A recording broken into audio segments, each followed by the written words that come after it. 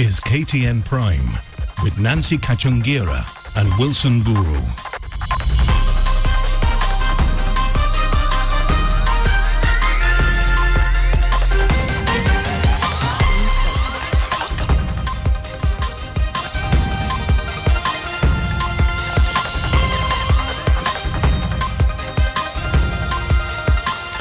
It is the 22nd day of July 2014. You're certainly tuned into the most comprehensive bulletin in the country. Welcome to KTN Prime. Yes, thank you for joining us this Tuesday. William Silla is our sign language interpreter. Now, the Coalition for Reforms and Democracy has put in place a committee of experts to front its preparations for a referendum. The committee will be headed by Nairobi lawyer Paul Mwangi, with the other members being Kathy Kilonzo, Khalifa and Beatrice Kitui. Now, KTN's political editor Ben Kitili will be reporting on that and telling us how he'll be bringing us that story now, and he'll be telling us how this CORD parliamentary group today unanimously endorsed the proposed referendum, even as it did emerge that there were some members of the CORD leadership that were not fully behind the referendum agenda.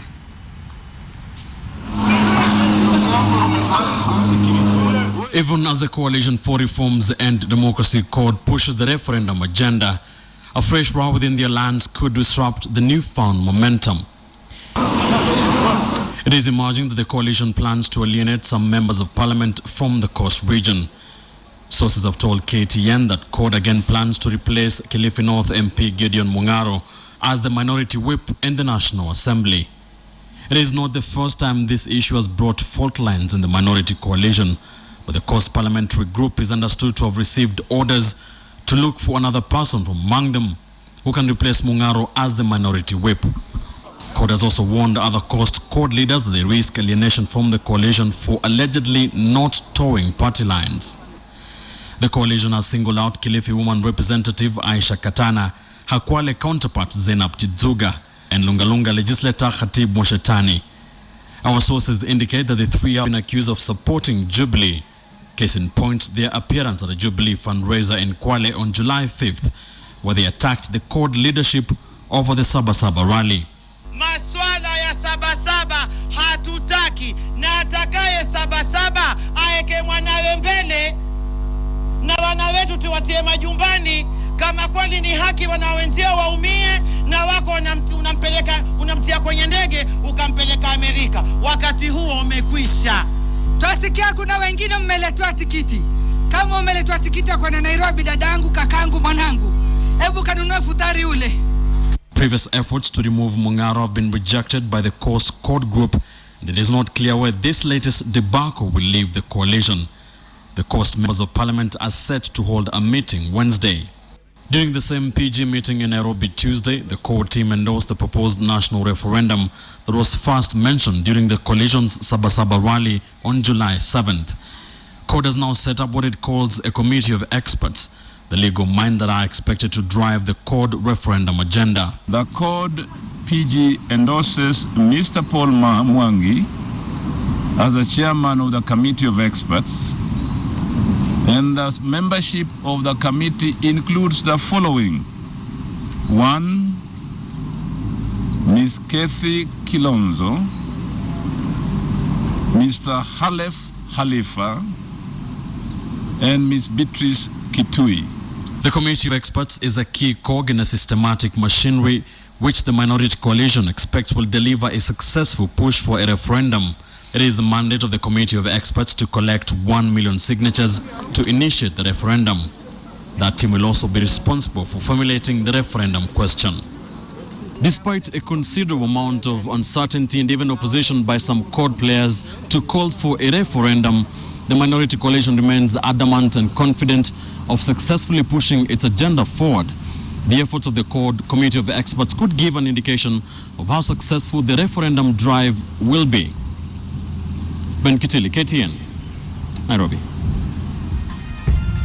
Well, that is the topic of our big question this evening. We're asking you whether you support CORD's plans to punish Coast MPs accused of attending Jubilee functions. You can get us on SMS 22155 is the SMS line, or at Wilson_Mburu at Kachungira, and we'll of course continue sampling some of your views as the bulletin continues and have a poll result at the tail end of this live newscast. Right, and Labour Cabinet Secretary Kazungu Kambi has moved to the High Court seeking to reverse the court order keeping Francis Atwoli on the NSSF board. This comes even as 9 members of Parliament from Western Region appealed to President Uhuru Kenyatta to intervene and stop Kambi from what they have called undermining of the leadership of KOTU and the Federation of Kenya Employers. Here's KTN's Patrick Amimo with more. The crisis at the National Social Security Fund deepened further when Labour Cabinet Secretary Kazungu Kambi took the bitter rivalry between him and the KOTU boss Francis Atwoli to the High Court. On Monday, Industrial Court Judge Monica Mbaru suspended Kambi's Gazette notice, which removed Atwoli and the Federation of Kenya Employers Chief Executive Officer Jacqueline Mugo from the NSSF board, pending the outcome of a case filed by Atwoli. I will persuade you to vote. Within 24 hours, Kambi has moved to the High Court seeking to overturn the Industrial Court's orders. Kambi argues the Industrial Court lacks jurisdiction to suspend the Gazette notice, which retired Atwoli and Mugo from the NSSF board. Meanwhile, 9 members of Parliament from Western Region, led by Emuhaya lawmaker Wilbur Otichilo, came to the defense of Atwoli and Mugo. The MP said Kambi acted in total disrespect to the office of KOTU and FKE, their leadership and workers. The MPs attributed the move to eject the DO from NSSF to their refusal to endorse the multi-billion shilling second phase of Tasia housing project. It is high time the government came out clearly on its interest in seeing Atwoli out. The MPs argued the bitter rivalry, if not addressed urgently, would cause labor unrest and negatively impact economic growth. Appealing to the president to intervene himself personally so this matter can be resolved amicably. As you realize, this is a dispute between workers of Kenya and their elected leaders vis-a-vis the government cabinet secretary. And therefore, this is a matter that can be extremely explosive. But then, could the MPs be playing a tribal card by defending one of their own? As much as we come from the western region of this country, we represent the interests of the people of Kenya.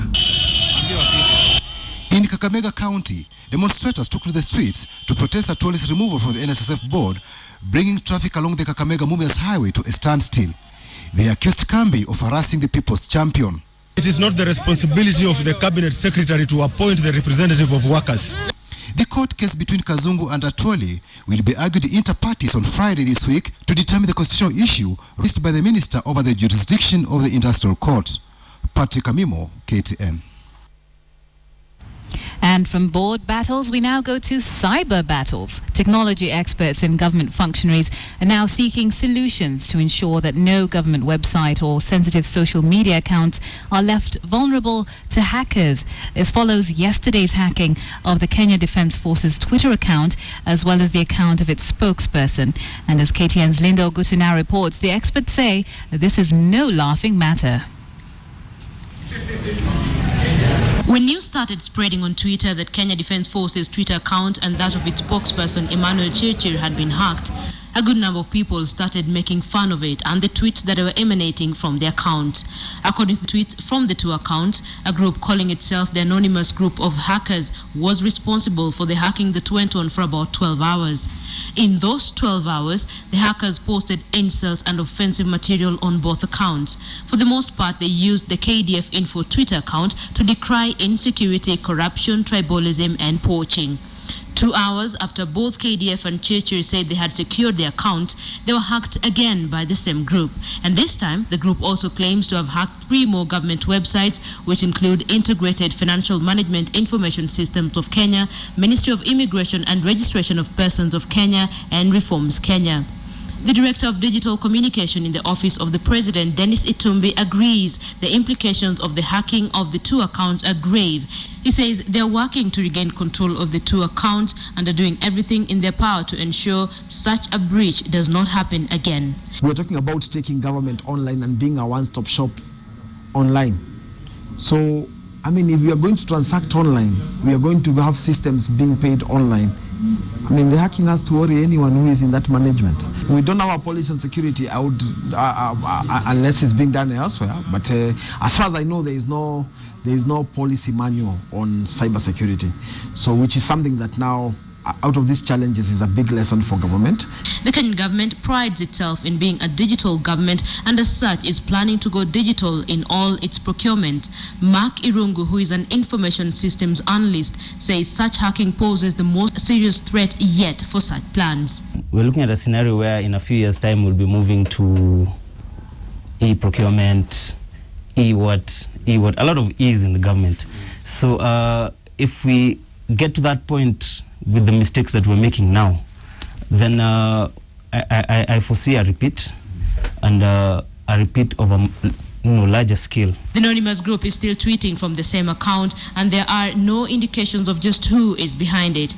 The hacking has exposed the soft underbelly of the government's cybersecurity preparedness, spreading shockwaves of what else the hackers could be targeting. Worst possible scenario is, hacking into key installations.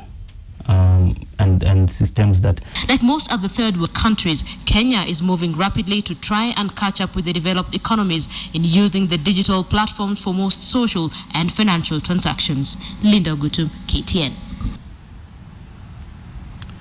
Well, a multi-agency task force has been established to investigate claims of corruption and bias in this year's police recruitment. The National Police Service Commission now says it has enough time to repeat the process if it is found that it was not clean. KTN's Ian Wafula with the details. Corruption practices, political interference, ethnicity and nepotism largely characterize the complaints against this year's police recruitment. When we talk about political interference, we are not necessarily talking about members of parliament. We are not necessarily talking about governors. We are not necessarily talking about senators. We are talking about people who have a political interest which they have wanted to advance. The National Police Service Commission is now partnering with the Ethics and Anti-Corruption Commission together with the Ministry of Interior to investigate the irregularity claims. A multi-agency working group comprising these mentioned agencies has been formed and will be chaired by Commissioner Murshid Mohammed. The commission says it will not hesitate to take stern action against those found culpable. Where necessary, such action shall include nullification of the exercise at all the affected centers. We went into intelligence collection and we were able to isolate those complaints which were of a general nature, which were mainly suspicion, which was not supported, from those that would have been, on the face of it, grounded on some genuine dissatisfaction. The recruitment marked a massive surge for 10,000 recruits through 239 centers across the country, an exercise that cost the Commission 86 million shillings. Even though the Commission admits that indeed there are challenges during this year's police recruitment drive, it maintains confidently that the entire process was a success. For now, those with complaints will have to wait for reports from the multi-agency committee. Ian Wafula, KTN, Nairobi. Well, from that we go to Kiambu, where a 32-year-old man was this morning found dead after he was allegedly stabbed by his wife following a domestic quarrel. The quarrel that ended tragically is said to have started when the wife asked the husband to buy her a pair of shoes that was selling at 1,000 shillings. Here's Najma Ismail with that story. Residents of Rabai in Kiambu County woke up to this bloody sight in one of the houses in the area. A middle-aged man's life was cut short last night. His wife is alleged to have stabbed him to death with a kitchen knife following a domestic quarrel. The quarrel that ended tragically is alleged to have started when the wife asked the husband to buy her a pair of shoes that was selling at 1,000 shillings. Mekuwa na bishano kwa nyumba. Mzee ni mlevi, mama ni mlevi. Na ni watu walikuwa wanapigana kwa mara kwa nyumba. The body of the deceased was discovered by the caretaker lying in a pool of blood in the living room. According to the area chief, Anthony Karaoke, the deceased was a casual laborer while the wife operated a greengrocer kiosk by the roadside. Kwa hii kisa tunakuja hii mama tu anajulikana kama Wasaimo. Hakuna mtu anajua jina ingine yake. Nimeongea mpaka na agent ananipea list ya mtu alikuwa anakaa hapo 2013 ambaye hatujui kama yeye ndio yeye yako hata saa hii. Hawana hiyo document. Na ningeomba kutokea vitu kama hii sasa, kama hii mama saa hii itachukua muda kujua ni nani, kwa sababu hata tukienda kwa agent, tukienda kwa mwenye nyumba hakuna mtu anamjua hata jina yake. The body was taken to the mortuary as police started a search for the missing wife and her son. Najma Ismail, KTN.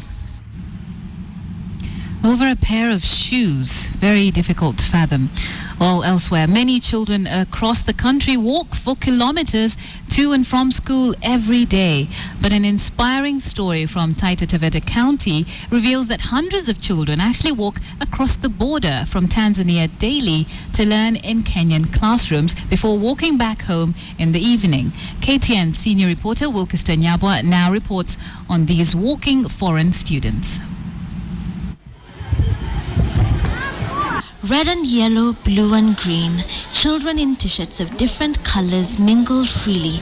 The differences among them are little things, easy to overcome. The fact that students at this school come from two different countries is hardly enough to divide the school. For a while now, children from neighboring Tanzania have crossed the border into Taita Taveta to get an education. Timbila Boarding School was the first primary school to receive children from Tanzania. It has a student population of about 1,200 pupils, 140 of whom are from Tanzania. The boarding facility was established specifically to house them. 1 in 4 students at the neighboring Soweni Primary School is a Tanzanian citizen. Some stay with relatives nearby, while others commute daily. Especially during rainy season, the roads are not quite good, especially our road, and therefore you find that they have difficulties when it comes to transportation. But why would they go to such lengths to attend Kenyan schools? They like our education system in Kenya, and that is why those able parents from Tanzania bring their children to our schools. However, making the move from one country's system of learning to another is not as easy as students make it seem. In Tanzania, Swahili is the language of instruction. Here, our mode of communication in school, most of the time, is in English. And when they arrive, it takes a while to adjust. Kwetu Tanzania, ndiko kule nasoma darasa la 5. Nakuja hapa kurudia darasa la 3. Further, as citizens of another country, just getting here is a challenge. Saa nyingine tunaulizwa kwa nini msisomee huko kwenu mpaka mje msomee huko, lakini sababu tuna passport tunaruhusiwa kupita na kurudi shule kama kawaida. Only a small group of the Tanzanian pupils continue with their secondary education in Kenya. It reaches a level where they got Form 1 after completing Standard 6 here. When they go there, they sit for interviews, they pass very well. Those who go back to their home country stand a higher chance of going to university and securing employment because they are perceived as brighter than others there. Nahitaji kuendelea kufanya kazi kwenye nchi yangu, kuiboresha zaidi, kujulisha mambo niliyojua huku na mimi kuwajuza kidogo kule. And so every morning, Tanzanian students make the trek across the border looking for an advantage over their peers. Wilkeston Nyabwa, KTN. Well, that certainly redefines the term studying abroad, doesn't it? Determined foreign students. I'd say. Very determined. Very. Now, let's move on to money matters. And 105,000 elderly people across the country are set to benefit from the revamped Older Persons Cash Transfer Program. That's right. The program, which was relaunched today by the Labour Cabinet Secretary Kazungu Kambi, will see enrolled elderly people receive a stipend of 2,000 Kenya shillings every month from the government in order to facilitate their basic well-being. But the question is, what exactly is the criteria through which one is enrolled in the program? Sharon Momanyi has the details. 69-year-old Grace Kathuku from Mathare is a woman who has faced many grey and dry days in her old age. Ninaishi peke yangu siku hii, shauri wa watoto mnaama makaenda nyumbani. Shauri nyumbani hapa manyumba manasomeka makama nyumbani maiko nyumbani siku hii. Narara kwa mavati hivyo. Due to her old age, she is unable to labor enough to live a dignified life. Sasa nitaenda kukuvia kwa nyumba na nyumba zangu inasomeka yote. Grace is just one of the many elderly people in Mathare who attended the launch of payments to be made to newly enrolled elderly people into the Older Persons Cash Transfer Program. 333 enrolled elderly people from the area have each received a cumulative stipend of 10,000 shillings for the months of February to June. Hakuna mzee ambaye atakosa kupata chakula ama atakosa kuweka chakula kwa meza. From now, they shall be receiving a monthly stipend of 2,000 shillings to be paid through the Postal Corporation of Kenya. Tumeinstall switch, financial switch ambao kazi yake itakuwa ni malipo kwa njia ya elektroniki, yani electronic payments. It is this promise that old people across the country, including Jacob Gishuki from Mathare, will be banking on. Shafanya mpango hata mtu ingia society alafu nipata ingawa tano. Wasukuma wengine huko. The elderly people are among the loneliest, poorest and most neglected people in the society. The government introduced the cash transfer program 10 years ago as part of the wider social protection mechanisms for the vulnerable members of society. Other than the all vulnerable people, the program also targets orphans and vulnerable children as well as disabled people.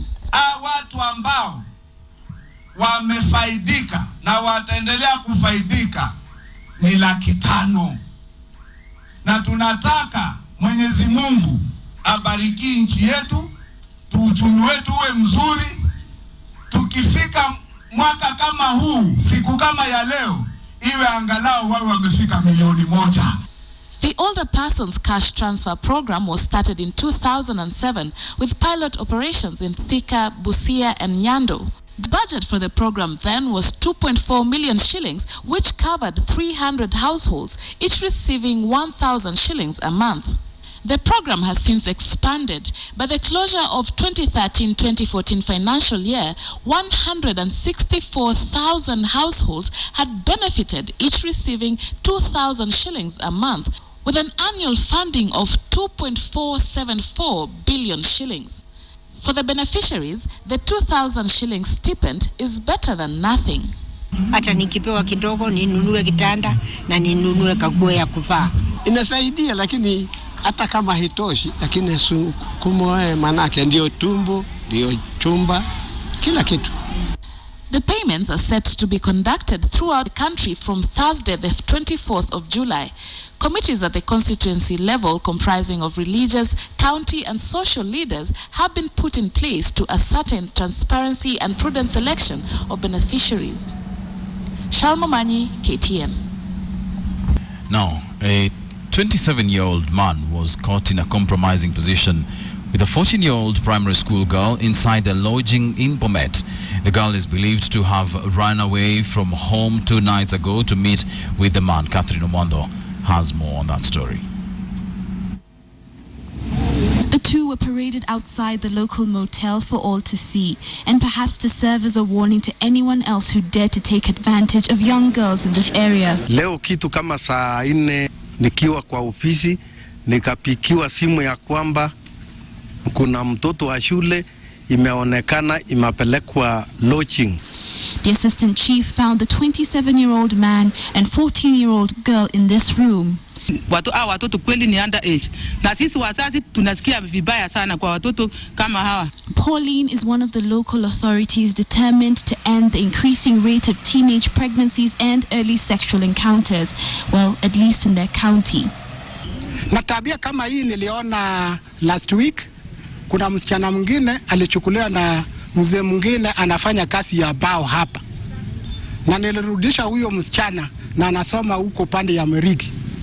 Na huyu msasi yake pamoja na headmaster wanapigia mimi report kila wiki kusema msichana anaendelea na shule.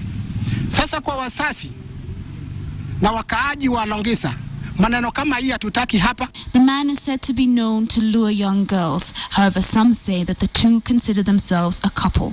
Nilipouliza akaniambia ametoka nyumbani kule Masai Narok South na alikuwa anachipicha wamekuwa rafiki, ndivyo tukamshika na askari tukapeleka kwa ofisi pale, nikachulisha Deputy County Commissioner ya Bomet East. According to the law, the man will be charged with statutory rape. Catherine Omwando, KTN. A couple in Kiambu was left speechless after they were called home to find that their 1.5-year-old baby had drowned in a bucket. Edith Kimani has this tragic story.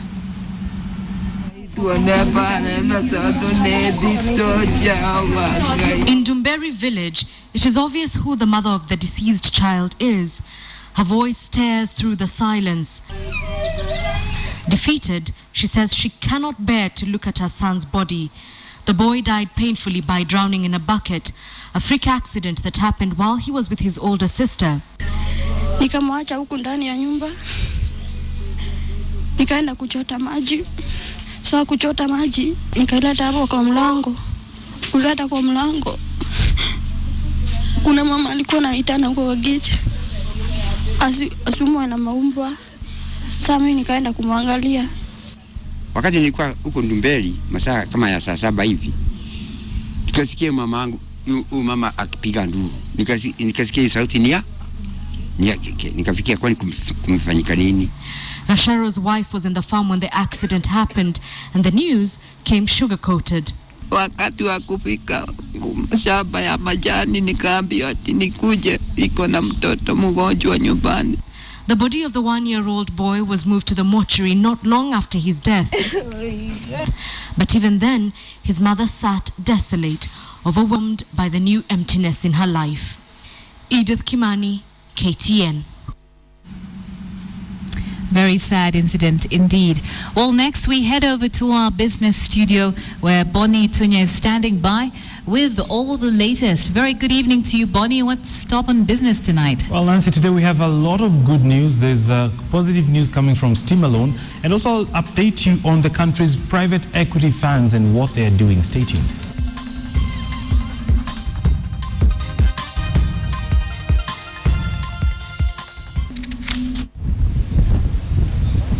The rail transport sector suffered effects of negligence over the years, with nothing to show but dilapidated rail lines, wagons and engines. But even as new investments are made into the sector, the operators' experience in passenger transport has been bitter, which is partly blamed on regulation of commuter tariffs that leave operators with low profit margins. Commuter rail tariffs will always be regulated in such a way that the operator cannot make profit. It is basically something that governments do as a public good. Kenya Railways transports an average of 40 to 50,000 passengers every day on the Syokimau, Kikuyu, Ruiru and Embakasi lines. This small number combined with low passenger tariffs is barely enough to meet the largest but basic need of infrastructure maintenance. If the city fathers would come up and say that, okay, we shall take part of the burden of the maintenance, then the operators will be quite happy and will make money. As currently modeled, Kenya Railways believes passenger rail transport will not be as attractive despite the numerous advantages it has. Operators, however, believe that putting up sufficient infrastructure and amending the existing policy could turn around the sector by attracting new investment into commuter traffic. One of the main policy changes that need to be done include introduction of an independent regulator who will not be an operator as it is the current state. Charles Gitonga, KTN Business. Well, the Kenya Power is set to connect approximately 300,000 electricity customers to the national grid in the next 4 months. Through the Steamer Loan project, that is, and arrangements, this comes as the power distributor receives 3.6 billion shilling from the French development agency AFD and the European Union that will go towards this cause. Here's KTN's Philip Keitani with more. For many Kenyans seeking to connect electricity for their houses, the process has been rather bumpy. From the high connection fees to the length of time that takes Kenya Power to make the connection, many have been left out in darkness, especially in the rural parts. The loan from the French Development Bank is however meant to give the national power supplier the incentive to have more Kenyans connected to the national grid. The 3.6 billion shillings will be disbursed through a Steamer Loan program, allowing consumers to stagger the payment of electricity connection over a 2-year period. Customers will, however, have to pay an upfront deposit of 20% as well as an administrative fee of 5% on the loan amount. Last year, Kenya Power connected 292,337 people to the national grid, and the national injection will help hasten the connection rate in the country. While Kenya Power handles the bulk of the Steamer Loan applications, the company has partnered with Equity Bank and the National Bank under different terms to ease off financing for its customers. Philip Keitani, KTN Business. The country's standing as the preferred private equity destination in sub-Saharan Africa has received a boost today as the Ascent Rift Valley Fund announced that it had raised 4.38 billion shillings for its debt fund, for its debut fund rather. The firm wants to hit 6.14 billion or just about $70 million before it closes its fundraising drive in December, and plans to use the funds to invest in small and medium enterprises in Kenya, Uganda, Ethiopia and the rest of Africa. Here's KTN's Adelaide Changole.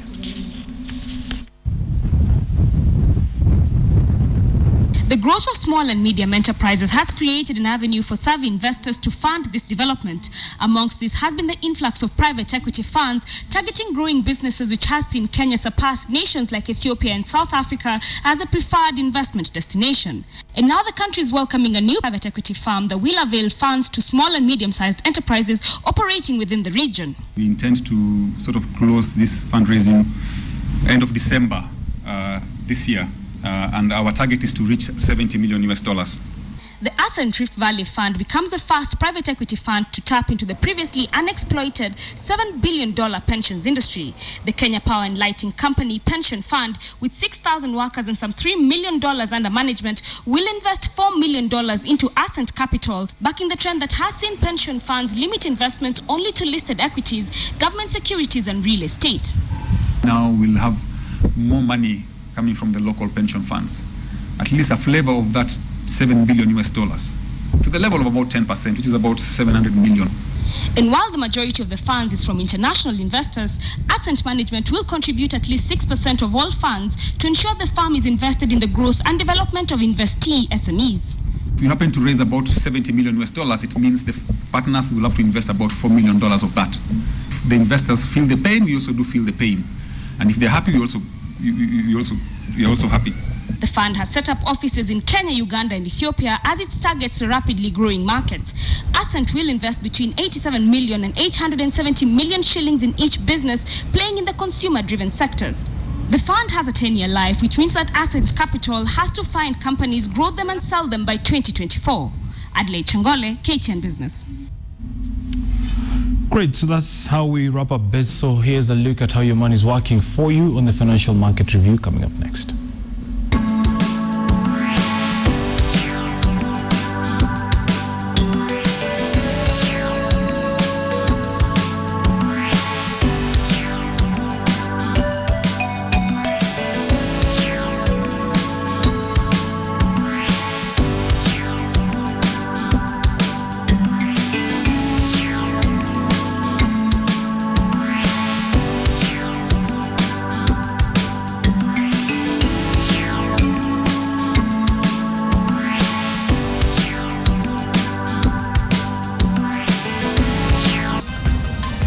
Right, so that's business for tonight. My name is Bonnie Tunya. Back to Nancy Wilson.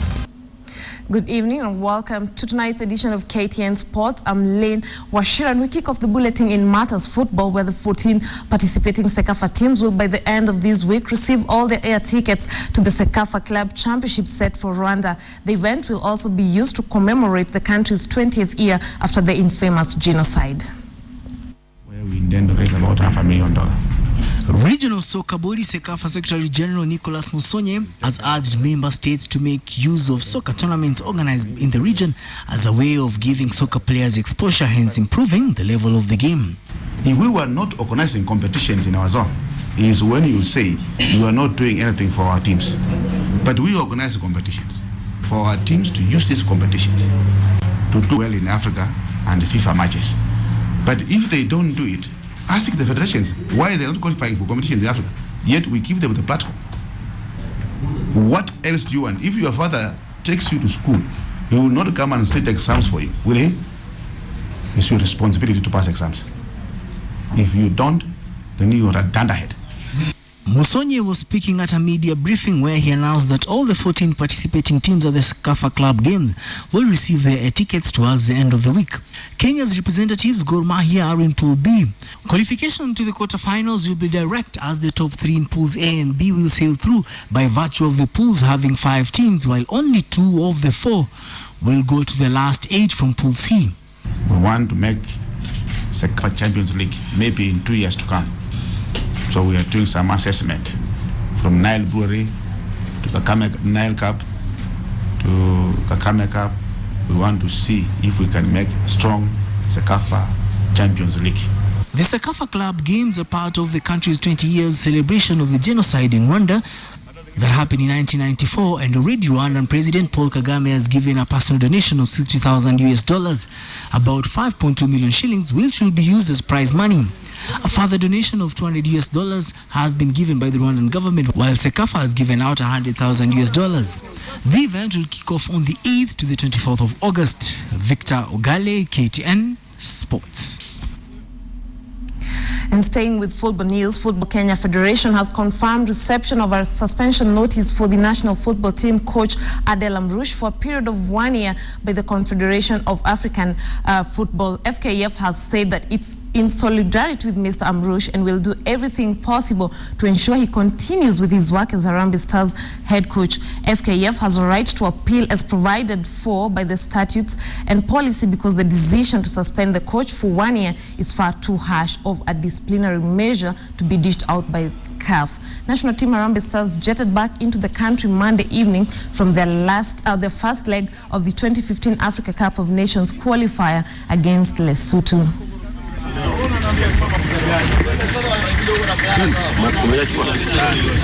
Well, before we wrap up this bulletin, let's remind you of our big question tonight and give you the results. We did ask you whether you support Court's plans to punish Coast MPs who have been accused of attending Jubilee functions. There were quite a few strong opinions on this one, but poll result says 64% say yes and 36% say no. Let's take a look at some of your comments. This one from Marianne in Nakuru. She says it is not right because we need leaders like them to be united to build our country and ensure that we keep peace. Sharon Wendo here says, no, how can you punish people for having an opinion? Being in the same political alliance does not mean you always have to agree. Rachel says you can't be on both sides. That's hypocrisy. One must have a stand. Well, that's all we had for you tonight. Thank you very much for joining us on KTN Prime. Enjoy the rest of your viewing. My name is Wilson Buru. Good night. And our sign language interpreter was William Silla. I'm Nancy Kachingira. We look forward to seeing you tomorrow. Good night for now.